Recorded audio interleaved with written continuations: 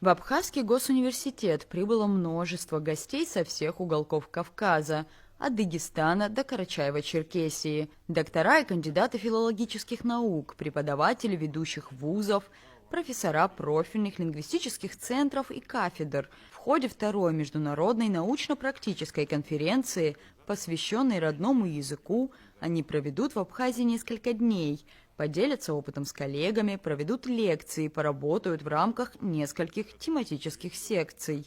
На открытии масштабного мероприятия участников поприветствовал заведующий Центром абхазо-адыгской филологии АГУ Ахра Анкваб. Мы рады приветствовать вас в стенах нашего университета, прибывших из северокавказских республик для участия в работе второй международной научно-практической конференции «Родной язык, литература и фольклор. Современности и перспективы».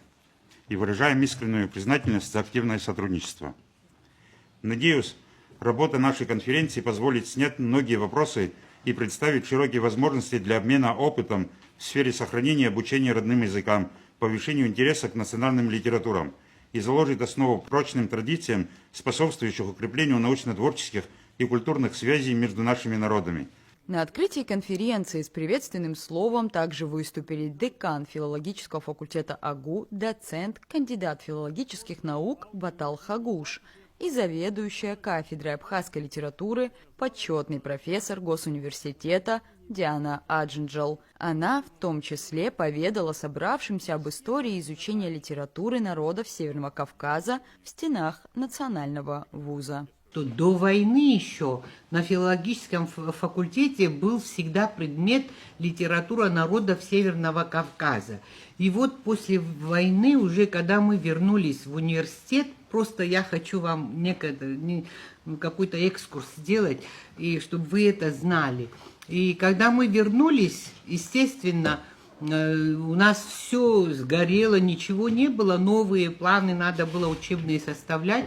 И меня вызвал ректор и сказал: смотри, вот вы будете составлять планы, учебные планы, и там обязательно не забудьте ввести курс литературы народов Северного Кавказа.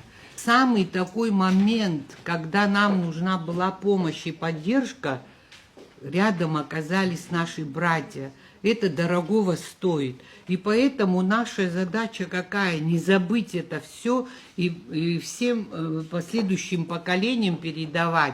Я смотрю, вот молодое поколение приехало к нам. Это очень важно, чтобы мы это все передавали последующим поколениям. Среди приглашенных гостей представители ряда вузов и профильных центров со всего Северного Кавказа. От Дагестанского государственного университета имени Гамзатова до Центра исследований языков народов Карачаева-Черкесии, Госуниверситета имени Алиева и Государственного университета Кабардино-Балкарской республики. В рамках работы двух профильных секций, посвященных родному языку, фольклору и литературе, они представят доклады и поделятся знаниями со студентами АГУ. Еще президент нашей республики отмечал, что Кабардино-Балкарскую республику и Республику Абхазия связывают многолетние дружественные отношения, скрепленные межправительственными соглашениями о торгово-экономическом и научно-техническом культурном сотрудничестве.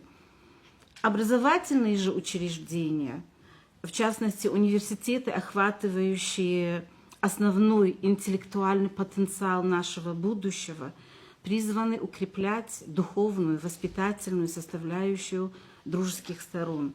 А в нашем случае это еще возможность глубокого научного исследования наших родных языков, имеющих общие корни. Коллеги, желаю вам насыщенных обсуждений, открытия новых граней творчества и эффективных путей решения актуальных проблем языковой и культурной сферы. Уверены, что взаимодействие между нашими университетами даст важные результаты, внесет весомый вклад в дело укрепления дружбы между народами, поддержит преемственность поколений и откроет новые горизонты в исследовании родных языков и литературы. Я, как заведующий кафедрой нашего института, который издает учебники,